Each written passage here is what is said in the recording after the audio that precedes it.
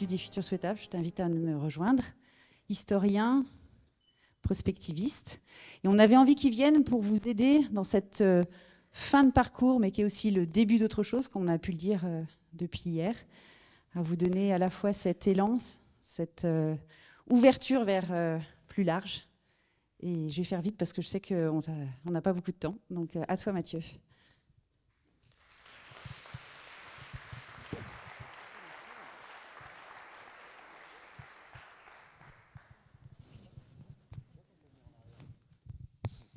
Merci beaucoup. Merci beaucoup de m'accueillir à un moment assez gourmand quand même. Le moment de l'apothéose. Alors c'est pas moi l'apothéose, c'est vous évidemment. C'est vous qui êtes en train d'être plus que simplement la somme des parties. Vous savez, c'est un nom en alchimie, ça s'appelle l'égrégore. Quand vous faites bien votre travail, quand vous avez pris la rosée du matin, le lapis lazuli qui va bien, normalement le dégagement d'énergie est plus que la somme des parties. C'est ce que vous allez normalement ressentir là. D'ailleurs, vous allez avoir peut-être une preuve ce soir, vous allez avoir du mal à vous endormir. C'est-à-dire qu'il y a tellement d'énergie qu'il y a quelque chose qui est assez révélant. Alors moi, j'essaye d'imaginer l'avenir. C'est évidemment un travail hautement poétique ou un peu un brin de folie, puisque le futur, c'est une matière volatile. Au moment où on en parle, on l'a déjà transformée. C'est d'ailleurs sa plus grande des qualités, c'est qu'elle n'est pas écrite. Elle attend de nous d'être réalisée. Et vous l'avez vu dans la CEC, vous l'avez vu, le vrai sujet, c'est l'époque. Et l'époque, étymologiquement, ça porte sur soi la fin de l'histoire. Époquer, en grec, ça veut dire parenthèse. Ça s'ouvre et ça se ferme. Et vous le sentez tous les jours qu'il y a des choses qui ne doivent pas exister encore ou qui ne sont pas comme vous les aimeriez qu'elles soient. Par exemple, Pompidou disait de Paris qu'il fallait adapter Paris à l'automobile. A priori, il n'y a aucun homme politique, même si dans cette manière-là, on ne peut jamais faire d'augure, qui ose dire ça maintenant, les yeux dans les yeux. Il y a quelque chose qui a changé. L'air du temps a changé. Pourquoi ? Parce que ces 30 glorieuses, dont on a envie qu'elles durent un peu encore quelques temps, ça a été une parenthèse elle-même.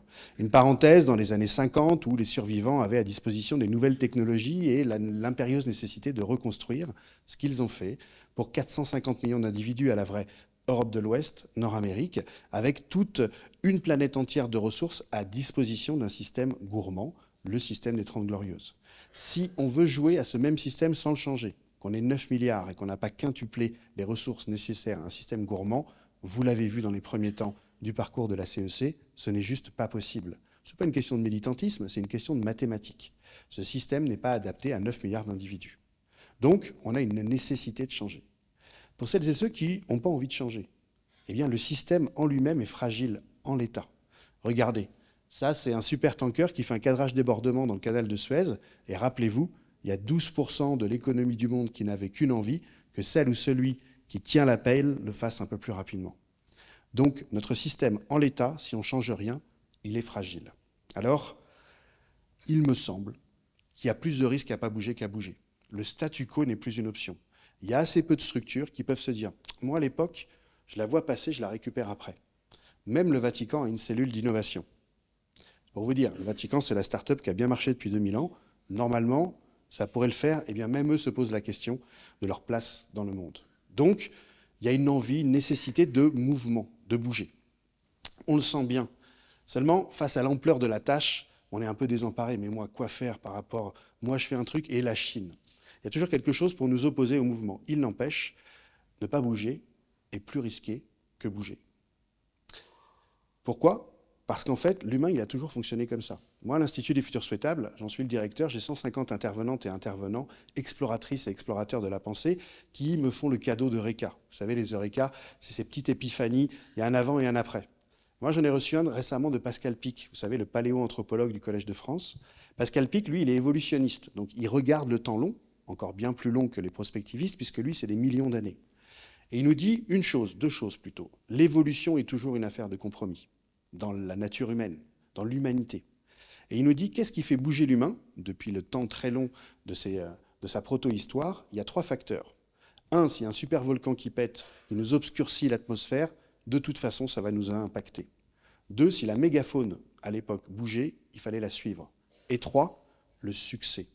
Étonnamment, ce qui fait bouger l'humain, c'est sa capacité démiurgique, la capacité des dieux à transformer son environnement écologique avec une telle force qu'il arrive à transformer le monde Et s'il ne se transforme pas lui-même sur le monde qu'il a contribué à créer, il meurt. En gros, bravo l'humanité, on a transformé entièrement notre biosphère. Par contre, vu le succès, si on ne change pas, encore une fois, on est condamné à périr. Donc, il y a un besoin impérieux de bouger. Et même si on le sait, on est désorienté. On bouge vers où? On est déboussolé. Quel est l'horizon? Eh bien, ça tombe bien.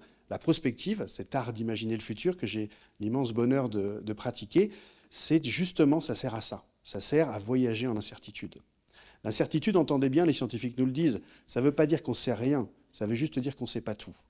Et il y a d'ailleurs des gens qui jouent bien avec l'incertitude, c'est les exploratrices et les explorateurs qui justement se préparent à voyager en incertitude. Ce que vous avez fait à la CEC, c'est que vous êtes préparés collectivement à voyager dans l'incertitude. Et donc ce personnage-là, c'est Gaston Berger, qui est un phénoménologue, un philosophe du phénomène. C'est lui le premier qui met le mot de prospective, alors qu'avant on connaissait l'adjectif. Il est le créateur de l'INSA de Lyon, entre autres, et le papa de Maurice Béjart pour les carnets mondains. Et lui, il définit la prospective comme une philosophie de l'action. Entendez bien, une philosophie de l'action. La finalité, c'est l'action, la philosophie, c'est le moyen. Et il définissait la philosophie de l'action comme suit, voir loin, voir large, voir profond, penser à l'homme, à l'humanité, on dirait aujourd'hui, ou à l'humain, et prendre des risques. Quand je vois cette définition, j'y vois la définition d'une ou d'un capitaine de navire. Je pense que Magellan devait absolument avoir cette attitude pour oser aller à l'ouest, alors que tout le monde l'intimait d'aller à l'est encore plus rapidement que les autres. Alors, on se le dit tout de suite, le futur, comme l'histoire, c'est un immense prétexte à introspecter le présent. Le but, c'est l'action, c'est ici et maintenant. Le but, c'est de faire un détour, de se désengluer du présent. Parce qu'on a un petit tropisme, un petit naturel, nous, les humains, c'est qu'on prolonge toujours vers le futur ce que l'on a connu. C'est notre petit péché mignon. On pense que demain sera ce qu'on a connu, mais amélioré, amendé, par le haut ou par le bas. Or, demain sera profondément différent que ce que vous avez connu. Si vous voulez en avoir une preuve, ou en tout cas essayer de voir même dans vos familles, regardez si vous avez reçu en héritage, dans votre généalogie personnelle de famille, un carnet de 1800, et si dans un de ces carnets, il y est écrit 1/100 de la journée que vous avez vécue aujourd'hui. A priori, dans l'humanité, il n'y a aucun de nos quintuples aïeux qui ont imaginé 1/100 de la journée qu'on a vécue aujourd'hui. Demain sera profondément différent de ce que vous avez connu, que vous le croyez ou non. C'est toujours comme ça que ça se passe. La seule petite différence par rapport à nos anciens de 1800, c'est que nous, on a une technologie qui nous accélère un peu le temps. En gros, ils avaient une révolution, peut-être le temps de leur vie. La génération d'après, le temps de la mi-vie. Tous les 10 ans, nous, on a une révolution tous les lundis. Particulièrement avec l'IA générative, là, c'est exponentiel. Donc, on va voir ces changements profondément différents, mais peut-être un peu plus vite que nos anciens. Alors, on aime bien, moi j'aime bien vous savez, les apophthegmes, ces phrases à valeur de maxime qui peuvent être répétées de génération en génération. Et bien pour moi, la prospective, cet art d'imaginer les futurs, ou même le fait d'imaginer les futurs, c'est justement de prendre du recul pour éloigner l'horizon. Et le but, c'est bien de prendre du recul, de se désengluer du présent pour aller voir demain à l'aune de ce qu'il pourrait être de mieux. Alors, en filigrane de la CEC, de l'époque, et en gros, du moment qu'on vit ensemble, c'est quelle histoire on se raconte ensemble pour aller où? C'est important, les histoires. Pourquoi? Parce que nous, les humains, nous sommes une espèce fabulatrice. On se raconte des histoires depuis la nuit des temps avec une telle intensité qu'on arrive à en transformer la réalité. La dernière grande histoire qu'on s'est racontée, nous les humains, c'est parti de France, à la fin du XVIIIe siècle, au zénith de la philosophie des Lumières, on a décidé que les humains naissent libres et égaux en droit. Ce n'était pas le cas avant. Pendant 2000 ans et bien le règne d'avant, les inégalités étaient acceptées au point qu'on pouvait laisser mourir un enfant pauvre devant un hôtel-Dieu à Grenoble ou ailleurs pour le simple fait de sa qualité sociale, le fait qu'il soit pauvre. Après 1792, c'est toujours le cas au 19e, mais c'est plus difficile à le systématiser. Normalement, après ça, tout le monde naît libre et égaux en droit. Celui qui a un déficit ou un handicap, il a le même droit que celui qui est fort comme un taureau. Il y a quelque chose qu'on s'est raconté collectivement, on l'a cru, et ça a structuré les 250 ans, puisqu'on a encore les produits de ça. Donc qu'est-ce qu'on se raconte ensemble en termes de civilisation pour aller où? C'est peut-être un des enjeux de notre aventure. Si on dit en boucle que la France est en érosion, que c'était mieux avant et que demain est forcément pire que demain, on alimente une bifurcation. Si on dit au contraire que c'est une grande aventure, qu'on est peut-être en train de vivre une nouvelle renaissance, mais à la différence des renaissantes et des renaissants qui n'ont pas vécu le temps de leur vie C'est les modernes, une fois installés dans leur époque, qui ont décidé que cette zone-là de métamorphose, ils l'ont appelée la Renaissance. Peut-être que nous, on est en train de vivre une nouvelle Renaissance, et en avoir conscience, c'est pouvoir y participer en conscience. C'est pas la même, après. Si, comme Reconquête et Ritournelle, on dit en boucle que la France est en train de dépérir, à un moment donné, ça va être autoprogrammatique. Si, au contraire, on parle de la France comme la SNCF en a parlé grâce à Gaël Faye, ça change un peu le devenir.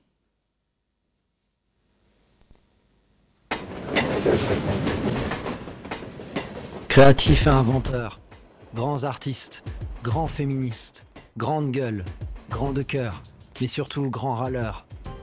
Grandiloquent parfois, la fleur au fusil et le mort aux dents, mais romantique comme un Apollinaire de 20 ans. Élégant comme aucun autre, paré du plus bel apparat, sapé trop stylé, défilé au Grand Palais. Mais surtout prêt à défiler pour l'égalité, à déclarer des droits pour tous les hommes, pour toutes les femmes et pour nos mouflés. Humaniste jusqu'au bout des ongles, humain jusqu'au fond des tripes, des cigales sur la langue, de l'océan sur les lèvres, du maroilles dans la bouche ou de la choucroute sous la dent. On vibre, on pleure, on rit, des 6 coins du pays, on respire le même vent. Pessimiste souvent, face à l'adversité comme face à l'adversaire. À tort pourtant, suffit de regarder en arrière. Supporter de la terre, amoureux de l'environnement, de nos forêts, de nos plaines, de nos mers. Bleu, blanc, rouge, mais chaque jour plus vert. On n'est pas statique, on est progressiste. On va pas se refaire. On est parfois en retard, mais on n'est pas retardataire. On est avant-gardiste, on n'est pas coincé. On a un humour hors pair, on n'est pas de mauvaise foi. On est juste un peu paradoxal. On n'est pas carré, on est hexagonal. Ce qui va se passer après ça est différent. Si on imagine qu'on est dans une aventure incroyable, qu'on a un gain qualitatif de civilisation, que peut-être on va quitter notre adolescence qui fait qu'on peut rien choisir, qu'on veut tout, qu'on est un espèce d'enfant gâté là, qui aimerait rien, surtout rien perdre et pourtant tout avoir, eh bien, l'aventure prend une saveur différente. Et donc le propos, et mon propos, c'est qu'on est loin d'être dans une érosion. Moi, je suis un enfant des 30 rugueuses. La crise, je l'ai connue quand je suis né. À l'époque, Renaud, il chantait « C'était la crise ». Il fait son comeback comme il peut sur scène. Il chante encore que c'est la crise. À la vraie, une crise de 40 ans, c'est pas une crise. C'est un truc bien plus profond. C'est une métamorphose. On est en train de passer à un autre stade de notre civilisation. Alors bien sûr, il y a un scénario qui est écrit, et on est bien lucide, et vous l'avez bien vécu à la CEC. Si on ne fait rien, on va dans un futur noir, et c'est quasi assuré, puisque le statu quo nous induit dans l'impasse. Mais si on participe et on contribue à des futurs souhaitables, on a de fortes chances de le faire advenir, non pas par militantisme, mais par survie. À la vraie, le développement durable, ça ne doit pas être un objectif, ça doit être le substrat sur lequel il faut tout réinventer si on ne veut pas foirer notre humanité. Parce qu'à la vraie, ce n'est pas la nature qui a un problème, ce n'est pas la planète qui a un problème, c'est l'humanité. Si à chaque fois qu'on propose le mot de la fin de la planète, la fin de la nature ou la fin de l'environnement, vous mettiez la fin de l'humanité, ce serait plus vrai de la vérité. Donc il y a quelque chose qui est une bifurcation. Immense. On est chenille. On a toujours connu l'horizontalité du monde. Quand vous augurez à une chenille dans le règne animal, si on pouvait lui parler, qu'elle pourrait devenir papillon, son premier réflexe, c'est de vous traiter d'hérétique. Elle n'a aucune conscience de sa capacité à se transformer. Nonobstant ça, à l'intérieur de la cellule de l'écosystème chenille, il y a des cellules de papillons qui arrivent. Et le premier réflexe de l'écosystème chenille quand les cellules de papillons arrivent, c'est d'envoyer les anticorps.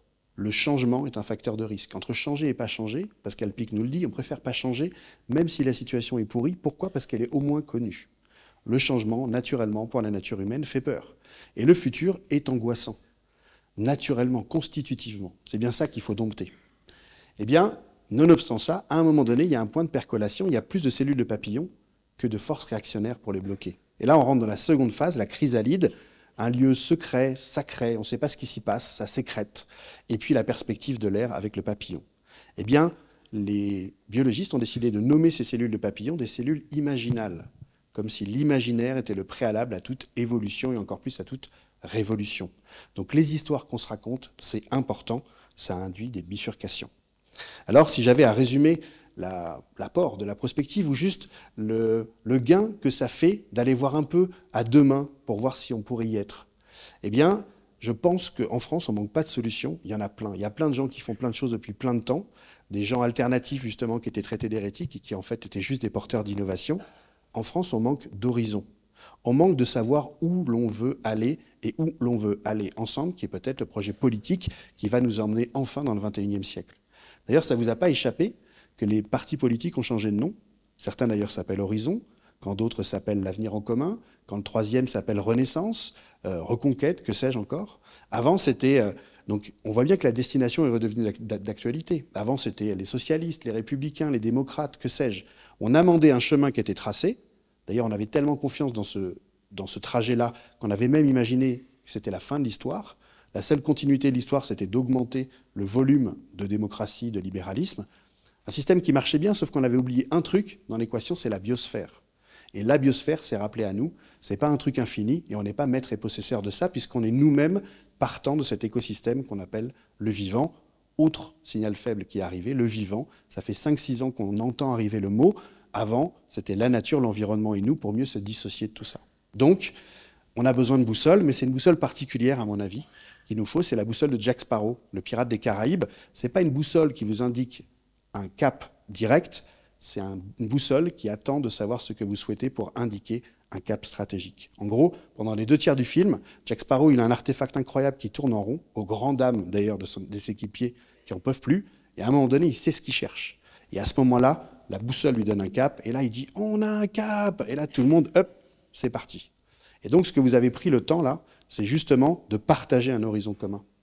Et après, les caps stratégiques, toutes vos feuilles que vous avez établies avec soin, eh bien, c'est autant de choses à faire pour converger, pour aller vers l'horizon global. Et la bonne nouvelle, c'est que des caps stratégiques, il y en a plein.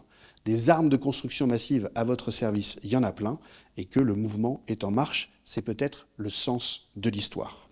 Alors, évidemment, tout ça est plein de potentialités, puisque ça dépend de nous. Eh bien là, à ce moment-là de l'histoire, je vous fais un augure. Un augure, c'est un souhait, c'est pas scientifique, c'est moi qui le souhaite. Je vous augure en tant qu'historien du futur, ça c'était la puissance du XXe siècle, la capacité pour une nation de faire passer l'image de gauche à l'image de droite. On appelait ça la puissance nucléaire, le feu nucléaire. Celle ou celui qui avait la puissance destructrice la plus grande était considéré comme la nation la plus forte. Ça se jouait entre l'URSS et les États-Unis. L'augure, c'est qu'au XXIe siècle, donc plutôt en 2099, on ait célébré l'exact inverse. La capacité pour un groupe d'humains, pour un individu, pour une nation, pour un groupe de nations, de faire passer l'image de gauche à l'image de droite. De faire passer l'image d'une terre exsangue de nos erreurs, de notre immaturité, peut-être de notre gourmandise, de notre hubris débridée, à une image refécondée, revivifiée, régénérée, qui est le mot en ce moment. Mais on sent bien que le mot se cherche, mais que le propos est toujours le même entre la RSE, la RSO, le développement durable, le régénératif, le contributif. Tout ça, ça parle de mettre de la vie là où il y avait de la mort, arrêter de mettre la mort pour essayer de célébrer la vie, qui est peut-être le dilemme de notre siècle. Alors, comment? Évidemment qu'on veut du comment. Et à ce moment-là, moi, j'aimerais vous parler d'un rêve et de 3 A. Le rêve, R-E-V, c'est la proposition de quelqu'un que j'aime énormément, qui est Patrick Vivray, qui est un philosophe du buen vivir. Le buen vivir, c'est la philosophie quechua pour pas seulement vivre, mais pour bien vivre. Et lui, il dit, il y a plein de choses à faire en ce moment dans cette métamorphose au même moment et à des dimensions différentes. Mais en gros, il y a le R, le premier, c'est la résistance créative.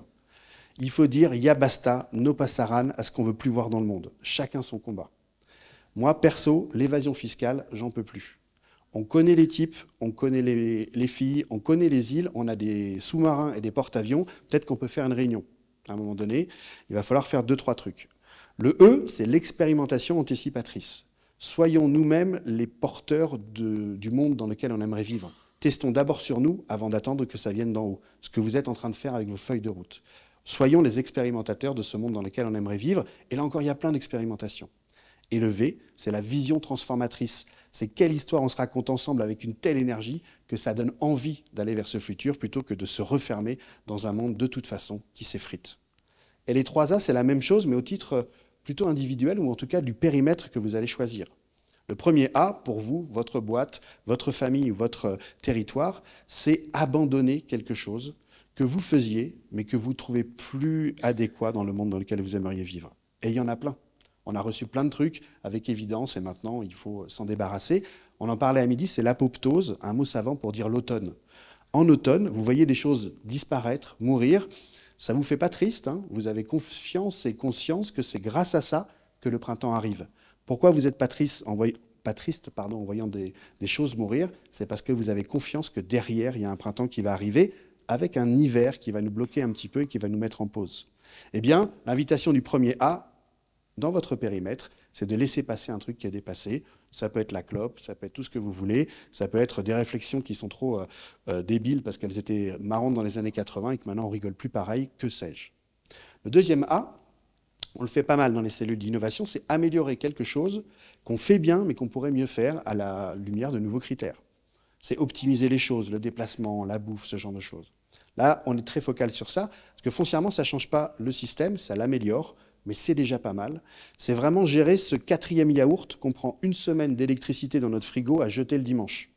C'est 25% de la ressource alimentaire d'Europe qui se joue à là, donc c'est bien de le faire. Le dernier A, c'est adopter quelque chose de nouveau et voir si ça nous plaît. Vraiment tenter, expérimenter. Et vraiment avec une philosophie qui devrait tous vous déstresser, c'est au pire ça marche. Testez-le. Voilà. Et il y a plein de choses à tester. Nous, on a un entrepôt d'armes de construction massive qu'on est en train de mettre en place et à donner à toutes celles et ceux comme vous qui veulent en faire bon usage. Et j'aimerais vous en donner une arme que j'adore, qui à mon avis est la clé. J'imagine, comme moi, vous n'avez jamais le temps de faire les choses, pour plein de bonnes raisons. Eh bien, faites-vous des cadeaux de temps. Alors, pas entre vous parce que je vais vous éventer le truc, mais faites-le avec des gens qui vous apprécient. Un cadeau de temps, c'est simple. Dans 3 mois, vous dites à quelqu'un qui vous aime bien, on se voit, vendredi, 15h30, 17h30, mets-le dans ton agenda. Il vous aime bien, il le met. Dans 3 mois au matin, vous l'appelez et vous lui dites « On ne va pas se voir aujourd'hui, je viens de te faire un cadeau de temps. Tu as 2 heures pour faire un truc que tu n'as jamais le temps de faire. » Et là, il a 2 exercices philo hyper utiles. Un, il fait la liste de tout ce qu'il n'a jamais le temps de faire. Déjà, en prendre conscience, c'est déjà pas mal.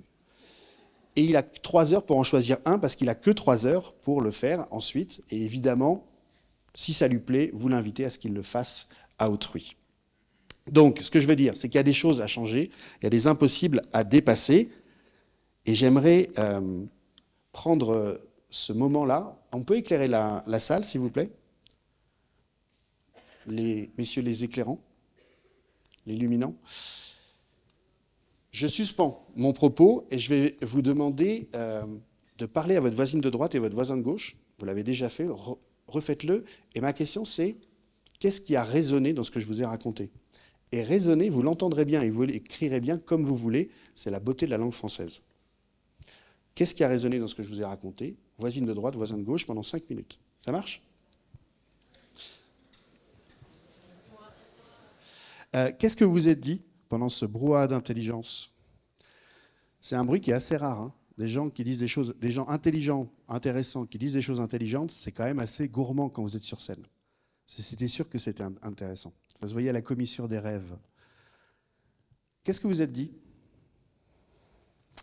Alors là, je demande juste de dénoncer. Hein. Qu'est-ce que vous êtes raconté pendant ces 5 minutes? Il faut bouger. Je pense qu'on n'a pas le choix, ouais. C'est une sainte condamnation que de bouger. Quoi d'autre? Avec le micro. Qu'on ne peut pas projeter le futur. Ouais, on peut s'y essayer, mais en tout cas, il sera nécessairement différent pour la simple fait qu'on l'ait fait. Déjà, on transforme le réel comme ça. Trop bien. Quoi d'autre? Ouais, les 3 A. Expérimenter. Le au pire, ça marche. Qu'il ne faut pas avoir peur. Ouais. Alors, on peut avoir peur, mais c'est vrai que la peur, pour le coup, c'est vraiment qu'une information. C'est pas que ça évite pas le danger. Nous, on a Alexia Barrière, qui est une skippeuse du Vendée Globe, qui a fait 110 jours toute seule et qui l'a bouclé avec les 10 derniers jours. Elle avait une vertèbre cassée, elle pouvait faire qu'une manœuvre pour revenir à quai. Elle nous dit, quand j'ai la peur, je la prends comme une invitation à m'arrêter dans ce que je faisais ou dans ce que je pensais pour essayer de prendre un peu de hauteur par rapport à ce que je faisais avant. Je trouve ça intéressant de se laisser traverser par la peur comme un signal, comme un autre. Quoi d'autre? Je vous ai vu parler. Hein. Encore un partage? Qu'est-ce que vous êtes dit? Et encore une fois, la résonance, vous l'écrirez bien comme vous voulez. Il y a plusieurs niveaux d'intelligence. On a plutôt valorisé celle de la logique, il y en a d'autres. Vous l'avez vu du temps de la CEC. Moi, j'ai un cadeau à vous faire. J'ai des eureka qui me sont arrivés. Alors, j'en ai assez rarement, parce que c'est vraiment très important, les eureka, ça transforme vos vies normalement. Mais là, j'ai eu la chance d'en avoir une ribambelle. Et donc, comme vous allez rentrer dans le dur, là, quand on va sortir, là, ça va être le monde. Vous êtes une cohorte, vous n'êtes pas les seuls. Il y en a plein comme vous partout. Et on est de moins en moins hérétiques. Vous savez, une révolution, ça a 3 temps. Disait Schopenhauer, ou Saint-Exupéry, ou les Amérindiens, on ne sait plus. La première fois, c'est ridicule. On vous rit, on vous met en prison, des fois on vous brûle. Ensuite, vous devenez dangereux, parce qu'il y a un bon stade, le danger, parce que là, il y a de l'aventure. Et après, c'est évident pour celles et ceux qui ont survécu. Dans tout ce qu'on raconte, là, on a dépassé le ridicule, on est dans le dur, on est dans le danger. Il y a des gens qui ne veulent pas changer. Et là, vous allez les revoir quand vous allez revenir à la CCI, à l'INSA de Lyon, à je ne sais pas quoi. Là, ils vont être là. Hein. Déjà, essayez de les contourner, perdez pas trop de temps. Et après, s'ils sont vraiment là, c'est peut-être juste qu'ils ont peur. C'est peut-être pas juste qu'ils ont un grand plan pour nous bloquer. Et là encore, ça peut se dépasser. Moi, j'ai 150 experts de plein de domaines différents. Ça fait 25 ans que j'analyse ça. Et tous, ils nous disent qu'il va falloir découpler le mieux du plus. En gros, dans l'injonction, il va falloir faire mieux avec moins. On a une tendance mortifère à se concentrer sur le moins. C'est d'ailleurs pour ça qu'on a un petit moral. Il est peut-être temps de se concentrer sur le mieux de ce que l'on va gagner justement dans cette aventure et dans ce gain de qualité. Le deuxième eureka, c'est un alchimiste qui me l'a fait. Donc j'ai eu le bonheur de faire un podcast qui s'appelle « Dites à l'avenir que nous arrivons », où je reçois des personnes en qui j'ai confiance. Parce que pour moi, la confiance, c'est le pharmacone de l'époque. On crève de ne plus avoir confiance en personne, et à chaque fois qu'on trouve confiance en quelqu'un ou en quelque chose, on gagne des points de vie. Moi, j'ai reçu des gens en qui j'ai confiance, et on a conversé sur l'époque. J'ai eu Cynthia Fleury, j'ai eu Frédéric Lopez, j'ai eu Patrick Vivray, dont je parlais. Et j'ai eu Patrick Burenstenas, qui est alchimiste opératif, il est physicien. Et l'alchimie, vieille philosophie du Moyen-Âge, qui a essayé de penser la différence dans un temps où la doxa chrétienne était tellement lourde qu'il devait cacher les choses pour ne pas se faire choper. Et en gros, il y a 3 couleurs dans l'alchimie. L'œuvre noire, super bouquin de Marguerite Yourcenar. Ensuite, l'œuvre blanc. Et après, l'œuvre rouge, qui est l'harmonie. De toute façon, elle est toujours rouge, l'harmonie. Les Chinois, ils y concourent. Souvent, on ne la voit pas, l'harmonie. Hein, c'est la pierre philosophale. Par contre, le noir, c'est le chaos. Et il nous dit, le chaos, il est inévitable. Il faut adresser le chaos. Il faut traverser le chaos. Notre civilisation est dans une forme de chaos. Le chaos, ça ne veut pas dire que c'est la fin des choses. Ça peut être la fin d'une chose.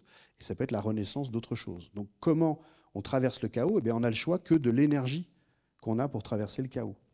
La colère est une énergie, le pessimisme est une énergie, l'optimisme ou les forces de vie en est une autre. Et il nous dit pour passer du noir au blanc, le blanc c'est plutôt l'équilibre, la congruence, l'ikigai, vous savez, cette philosophie qui nous vient d'Okinawa, pour essayer de s'aligner, de se resituer soi-même et dans le monde. Eh bien, le secret de l'alchimie pour passer du noir au blanc, je vous le donne en cadeau et vous en ferez bien ce que vous voulez, c'est de séparer le subtil de l'épais. Quand on dit ça, voyez dans vos périmètres si ça parle. Moi, je sais que dans le monde des médias, séparer le subtil de l'épais, actuellement, c'est un peu urgent. Le dernier, c'est ce que vous avez fait. Consciemment ou inconsciemment, vous êtes porteur d'une tradition très très vieille. Vous avez pris le temps pour comprendre le temps. Et en faisant ça, vous avez fait un oxymore. Il était urgent pour vous de prendre le temps. Et pour moi, le temps, c'est la clé. Réhabiliter le temps long dans les décisions présentes politiquement, c'est la clé, mais aussi pour nous, relativiser, reconsidérer le temps. Et mon eureka, c'est que j'ai découvert, j'étais passé à côté, mais comme l'entièreté de l'humanité, c'est qu'il y a un concept qui s'appelle l'osium.